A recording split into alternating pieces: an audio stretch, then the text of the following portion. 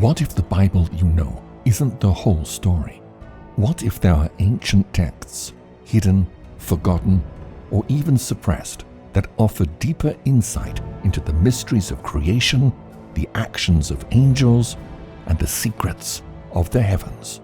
Books like Enoch, Jubilees, and Jasher, texts once revered by early communities, paint vivid pictures of cosmic battles, divine revelations, and alternate accounts of biblical events. But they were left out of the Bible. Why?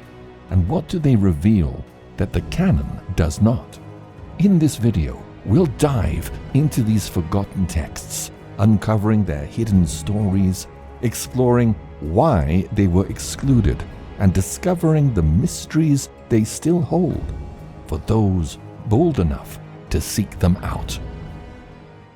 The Book of Enoch's journey through history is as mysterious as its contents. This book paints a vivid cosmology describing heavenly realms, angelic beings, and most famously, the Watchers, angels who descended to earth and interacted with humanity in ways that defied divine law.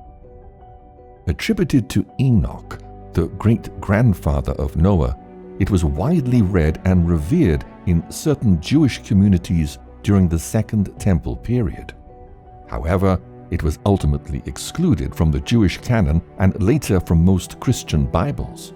Early church fathers like Tertullian admired it and even considered it scripture, but others, such as St. Jerome, rejected it for its speculative theology and non-standard teachings. Yet its survival was ensured through the Ethiopian and Eritrean Orthodox Church, where it remains part of their biblical canon to this day. This inclusion reflects its enduring spiritual and cultural significance in Ethiopia, where it is regarded as divinely inspired. For centuries, the Book of Enoch was thought to be lost in most parts of the world, preserved only in fragmentary references by early Christian writers. However, in the 18th century, Western scholars were astonished to find the complete text in Ethiopian manuscripts.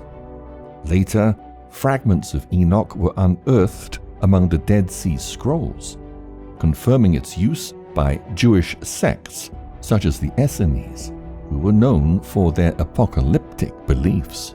These discoveries reinvigorated interest in the book and underscored its importance as a historical and theological bridge between Judaism and Christianity. Though excluded from the canon of most traditions, its themes resonate deeply within sacred texts. For example, the New Testament book of Jude explicitly cites the Book of Enoch, quoting a prophecy of judgment attributed to Enoch himself. Beyond this direct reference, its ideas about fallen angels, apocalyptic judgment, and heavenly visions permeate early Christian literature, particularly the Book of Revelation and other apocalyptic writings. Our next text is the fascinating Book of Jubilees, also referred to as the Little Genesis. This remarkable work offers a retelling of biblical history, spanning from the creation of the world to the time of the Exodus. However, what sets Jubilees apart is its unique framing. It organizes events into a structured system of Jubilees, or 49-year cycles, providing a highly chronological and ordered narrative. For centuries, the Book of Jubilees was thought to be lost, outside of a few scattered references in early Christian and Jewish writings. It was known to church fathers such as Epiphanius and Jerome, as well as early Jewish sects like the Essenes, who included fragments of it among the Dead Sea Scrolls. However, a complete version of the text was rediscovered only in the 19th century, when European scholars found it preserved in Ethiopian manuscripts, where, like the Book of Enoch, it is considered part of the biblical canon to this day. Jubilees stands out for its distinctive portrayal of the origins of divine laws and rituals. Unlike the canonical texts, it attributes many human practices directly to celestial beings who are said to have instructed humanity in areas such as agriculture and medicine and even the proper observance of holy days. This emphasis on divine teaching highlights the text's preoccupation with aligning earthly life to heavenly order, reflecting the concerns of a community deeply committed to religious purity and observance. One of the most interesting aspects of Jubilees is its treatment of well-known biblical events. For instance, it provides a more detailed account of the fall of the Watchers, linking it directly to the Nephilim narrative found in Enoch. It also includes unique insights into the lives of the Patriarchs. For example, it suggests that Noah was taught specific agricultural techniques by angels to re-establish the earth after the flood. Similarly, it adds depth to the Abrahamic covenant, portraying Abraham as a paragon of law and faith long before the commandments were formally given. Another striking feature of Jubilees is its cosmic perspective. Much like Enoch, it portrays a world deeply interconnected with heavenly realms. Angels are not just messengers, but active participants in shaping human history, guiding humanity toward divine knowledge while also enforcing God's judgment. The Book of Jasher is one of the most intriguing texts associated with biblical history. Unlike many apocryphal works, it is explicitly referenced in the Bible itself, mentioned in Joshua 10:13, which says, "Is this not written in the book of Jasher?" And again in 2 Samuel 1:18, referring to David's lament for Saul and Jonathan. These tantalizing references have fueled centuries of speculation and fascination over a work that was long thought lost. The Book of Jasher we have today, first published in Venice in 1625, claims to be a Hebrew transcription of the ancient book. While its authenticity is debated, the text offers a richly detailed and dramatically embellished retelling of biblical events, filling in gaps and expanding upon familiar narratives. For example, it provides an expanded account of the rivalry between Cain and Abel, depicting the murder of Abel with far greater emotional and narrative complexity than the brief mention in Genesis. It also includes a dramatic retelling of the Tower of Babel, portraying the builders as a defiant and ambitious people whose actions directly challenge God's authority. Despite its contentious origins, the Book of Jasher has captured the imagination of readers and scholars for centuries. Its inclusion of richly detailed stories has made it a popular resource for those interested in exploring the cultural and theological landscapes of early Jewish communities. It has also been embraced by some fringe religious groups, including early Mormon leaders who saw it as a supplementary text that could shed light on biblical history. Next, we turn our attention to the books of 1st and 2nd Esdras, works that occupy a unique place in the realm of apocryphal history and prophecy. 1st Esdras, often seen as a Greek retelling of sections from Chronicles, Ezra, and Nehemiah, adds its own unique elements to the biblical narrative. One of its most memorable and philosophical passages is the story of a debate among 3 young men in the court of King Darius. Each is tasked with answering the question, what is the strongest force? One argues for the power of wine, another for the authority of kings, and the third for the influence of women. However, the debate takes an unexpected turn when the third contender asserts that truth is the strongest force of all, exalting its universal and unchanging nature. The king is so impressed with this argument that he grants the young man his request to rebuild Jerusalem, tying the supremacy of truth to the restoration of the Jewish homeland. Second Esdras, sometimes referred to as the Apocalypse of Ezra, takes a more introspective and apocalyptic turn.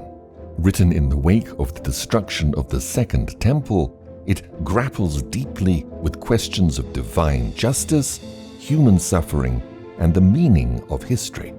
The text is framed as a series of 7 visions given to Ezra, who serves as a mediator between God and the people. These visions include vivid imagery, such as an eagle with 3 heads, symbolizing the rise and fall of empires, and a fiery woman who transforms into a heavenly city, representing the ultimate restoration of Israel. The book culminates in the promise of a new world where God's justice will prevail and the faithful will be vindicated. The inclusion of 1st and 2nd Esdras in various biblical traditions further highlights their significance. While they're not found in the Jewish canon, both books were included in the Septuagint, the Greek translation of the Hebrew Bible, making them accessible to early Christians. They remain part of the biblical canon in Eastern Orthodox and Catholic churches, where they are valued for their theological and historical insights. In contrast, Protestant reformers relegated them to the Apocrypha during the Reformation, questioning their historical accuracy and divine inspiration. However, even in Protestant contexts, they have often been read for their moral and spiritual lessons. One lesser-known aspect of 2nd Esdras is its profound influence on later theological and literary works. Its exploration of divine justice and theodicy resonated with Christian thinkers wrestling with similar questions, such as Augustine and John Milton. The apocalyptic imagery in 2nd Esdras also inspired numerous medieval and Renaissance writers, contributing to the broader development of eschatological thought in Western culture. The books of Adam and Eve offer a vivid and imaginative expansion of the familiar Genesis narrative, while the canonical book of Genesis provides only a brief account of humanity's first ancestors after their expulsion from Eden. These later texts, composed between the late Second Temple period and the early centuries of the Common Era, fill in the gaps with rich detail and dramatic storytelling. The various books of Adam and Eve did not originate as a single unified text.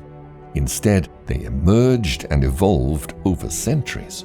Over time, these narratives were reworked, expanded, and adapted by different communities, resulting in multiple versions circulating in a variety of languages, including Greek, Latin, Slavonic, Armenian, and Georgian.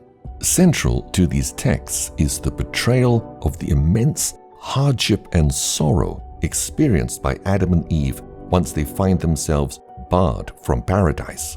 They suffer hunger and thirst, struggle with the elements, and are forced to endure labor and pain to survive. This depiction humanizes them, transforming the iconic first couple into sympathetic figures who must grapple with the consequences of their disobedience.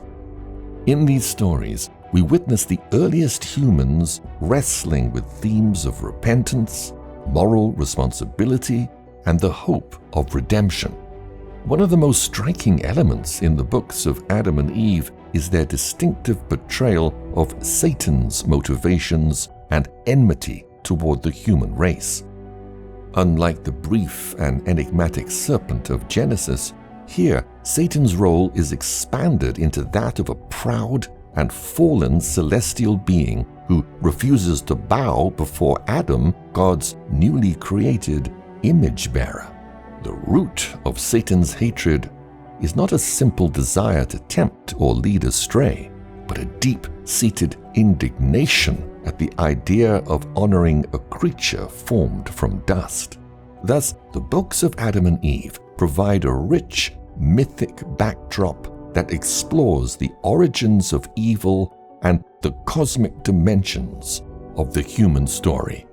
Another fascinating aspect of these texts lies in their theological innovations and folkloric style, which ultimately contributed to their exclusion from Jewish and Christian biblical canons. They often incorporate elements more reminiscent of popular storytelling, dialogues between Adam, Eve, and their children, direct confrontations with Satan, and episodic adventures as they wander a hostile world.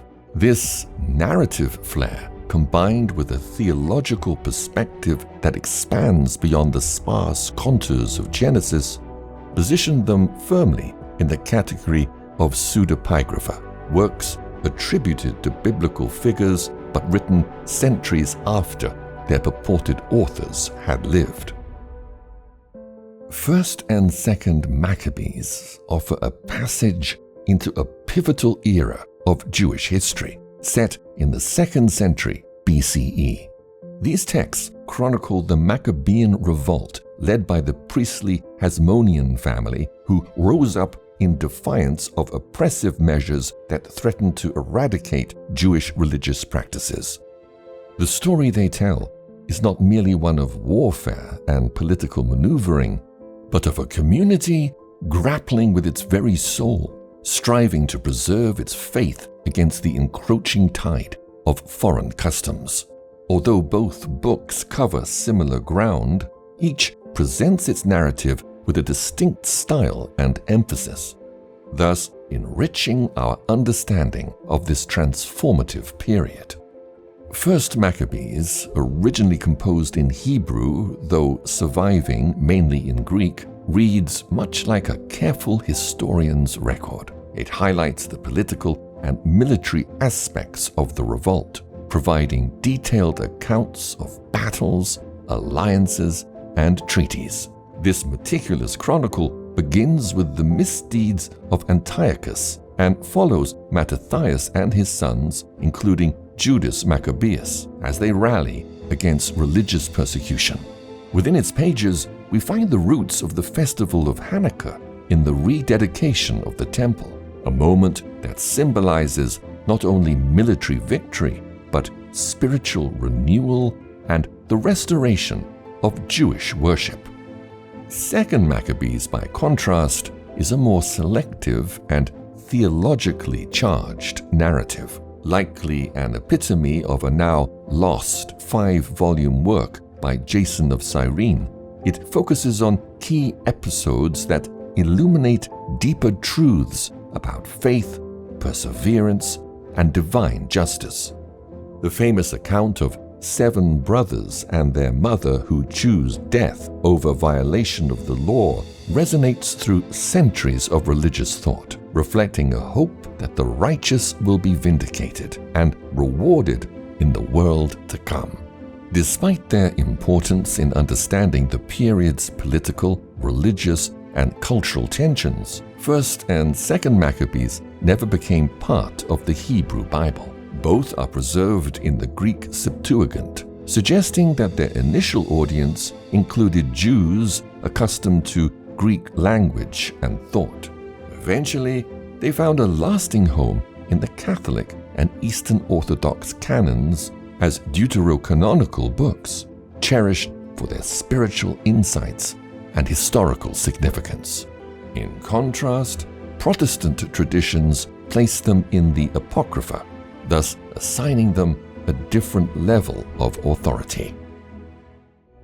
The Testaments of the 12 Patriarchs stand as one of the most intriguing collections of ancient Jewish literature to emerge from the Second Temple period. Structured as the final speeches and deathbed exhortations of Jacob's 12 sons, these writings are more than mere moral lessons. They weave together ethical mandates, prophetic visions, apocalyptic imagery, and early messianic expectations, offering an illuminating window into the religious and cultural complexities that shaped early Jewish thought. What makes these testaments so remarkable is their nuanced blend of theology, ethical guidance, and eschatological hope. Every patriarch warns his descendants against specific sins, ranging from envy and lust to greed and arrogance, and encourages the cultivation of virtues such as compassion, humility, and integrity. Intermingled with these moral directives are hints of cosmic struggle and divine intervention. The text paints a world in flux, anticipating the emergence of a future leader, often construed as a messianic figure who will establish righteousness and restore Israel's fortunes. Scholars continue to debate the origins and composition of these texts, which likely took shape between the 2nd century BCE and 2nd century CE. Although known today primarily through Greek manuscripts, many researchers suspect that at least part of the testaments originated in Hebrew or Aramaic. In fact, the early church fathers were aware of the text, and it circulated widely in the Eastern Mediterranean, preserved by Christian communities who found its moral exhortations and prophetic intimations compelling.